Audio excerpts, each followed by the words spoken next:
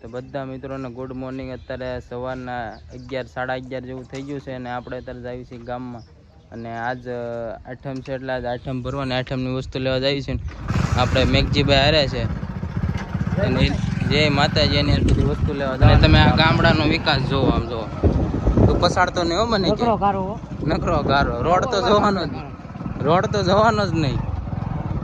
બે મકાન વટો એટલે ખેતર હોય તો ના હો, જોઈ લો। હા જોઈ લો, કપાની પથારી ફેરવી નાખી છે વટરા દે, જોઈ લો, તમે જોઈ શકો આવી જશે। મેઘજી વીવડી આપણે હારે છે। લાકડા લેવા આવ્યો જો,